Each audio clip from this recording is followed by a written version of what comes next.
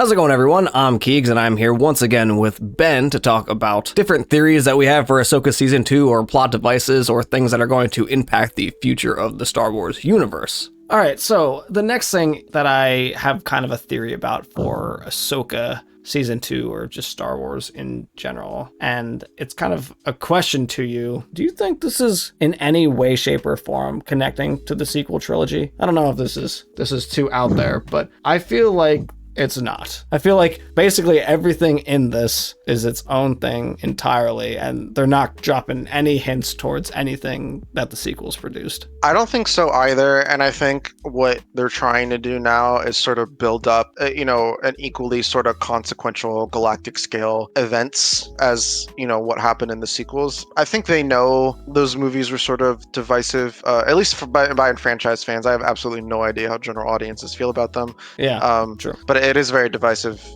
among the enfranchised fans. So I don't think that they're connecting to that. I think Marcus hinted at private conversations that he's had with George that he wasn't too thrilled with them, especially 8. Yeah. And I don't even know if he saw 9 or not. But anyway, I would think that if anyone else was privy to a conversation like that, there's a good chance Dave Filoni was.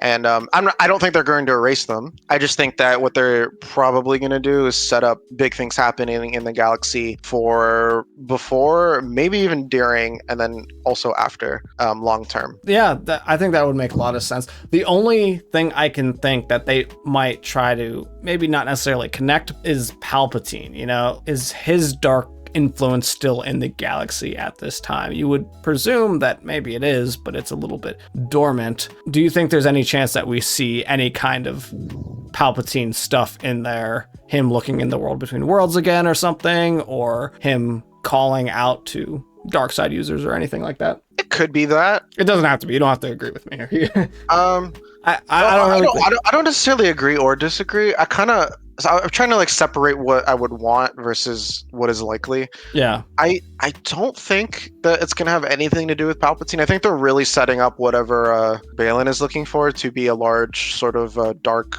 side threat. Yeah. In the mythical side of things. Yeah. It's separate from Palpatine. Yeah, that would be really interesting. It's interesting in a world with Palpatine in it, or in a galaxy with, I guess this isn't even a galaxy, in a universe with Palpatine in it. You would think he's not the center black hole of that he's not the center, that he isn't in some way connected to that dark entity that Baylan might be encountering soon. They might be trying to get to it on Exegol. I know they had hinted that Palpatine was looking for things in the books, but I think at this point that the whole Aftermath trilogy is just basically non-canon. They haven't stated that, but so much of it feels like you're sort of it could still work, but you're sort of really massaging it to get it to still fit. I mean, the way that they've shown Coruscant is not at all how it was described in the Aftermath trilogy. It sounds like they still use it as a Republic capital place. Yeah. Whereas the Aftermath trilogy sort of describes it in disarray. And obviously the sequels didn't follow up on anything that those were setting up. Really, you could say that maybe Palpatine was looking for Exegol. Yeah. I guess the thing that was calling to him, but he's not really in a body, I guess. So maybe he can't really look for all that stuff right now. He's not very active. He's just focusing on keeping himself sustained. That also doesn't make sense anymore, because in content that they've released afterward, in the sense that I don't think that it's Exegol Palpatine was looking to. So this might give credence to Palpatine being related to what's going on, or at least tangentially, in the sense that Palpatine already knew about Exegol before the sort of the events where Palpatine is talking about having heard things called to him and having all these bases set up that are actively looking for it still. Yeah. Or were in recent use, I think, after the original trilogy. Obviously not by him, because he was quote unquote dead. But I do think that maybe whatever Baylan's looking for is something that Palpatine was being called by as well. Yeah. And that they'll retrofit it to that. I could definitely see something like that. That would make a lot of sense. That's kind of how I feel like they did it with the World Between Worlds and Rebels, where they're like, oh yeah, Palpatine was also looking for this in the last 4 episodes of Rebels, or whatever it was. Yeah, exactly. And honestly, at this point, I don't want Palpatine to come back again, but also, he came back once. Well, the problem is we know he's kind of alive right now, so it's almost weird. I don't really want him to be a main antagonist again, because been there, done that, seen that a million times now. But at the same time, it seems crazy to have him there and not also be the center of darkness. Yeah, it's not really clear how much he's directing the First Order from the shadows. In the sequels, it seems like he just directly is, but we don't know when Snoke shows up. That's true. So, I feel like he wasn't. I feel like that was just a bluff. Like I don't think he had enough energy to really be doing much for a long time. Yeah, it could be that, because he told Kylo that I've been every voice you've heard inside your head, and then he did Snoke, Vader, and obviously himself. Yeah.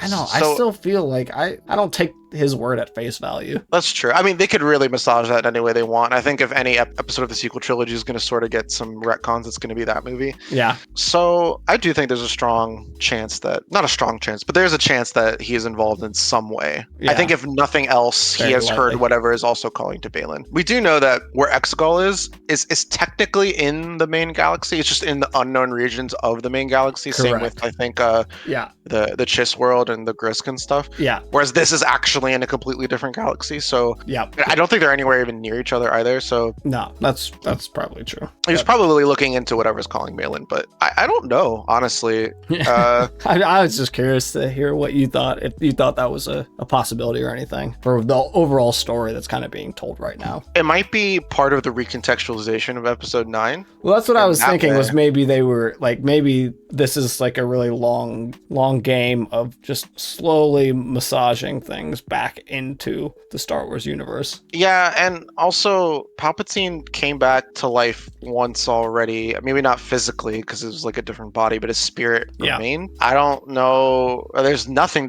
for any reason to just assume that he's couldn't just do that again. You know, like that's true. I don't know that they were exactly like scouring Exegol for clone bodies or anything. Maybe they did, but yeah. So I think it could be involved. I do hope they toss out the Strandcast thing for Snoke. I don't know that they will because they've sort of shown Snoke in VATS. The what? The Strandcast? Yeah. So like what Snoke is, according to the visual dictionary for The Rise of Skywalker, and again, they could retcon that. The visual dictionary isn't like hard canon or anything. So what the Strandcast was is basically like an amalgamation of different DNA, and like you created like a new being basically out of that. And that's sort of why he's so gross and deformed and weird. But Palpatine said he spoke through Snoke or controlled Snoke in some capacity. And we don't really know how far that went or didn't go. So maybe Snoke could play into that, or whatever Snoke is, and if they retcon the Strandcast thing, it could be related to whatever Baylan's looking for. But I don't know. I mean, I feel like if anything, there will be some recontextualizations of like how the First Order came up and sort of the weird incongruities in The Rise of Skywalker. But I don't think that Palpatine will even be mentioned in whatever Filoni's doing with Ahsoka or the next movie, except to say like as an example, as part of a story or something, but not like because it's related directly to the events. You know what I mean? Yeah. I think that's probably true. I think, there's not going to be much relationship to the sequels, but I thought maybe they were trying to do something here to recontextualize some of the aspects of the sequel trilogy to make it a little more palatable for for everybody. For anybody that listens to Star Wars content on YouTube or anything like that. Yeah. Okay. I could see that. I think that wraps up my question about the sequels being tied to this in any way, shape, or form. But let us know, do you think the Ahsoka series and the Mando universe is going to have any bearing on the sequel trilogy, or do you think this is truly a standalone thing, introducing new villains and going in new directions? I'm Keegs, and I will catch you all next time for some more Star Wars content.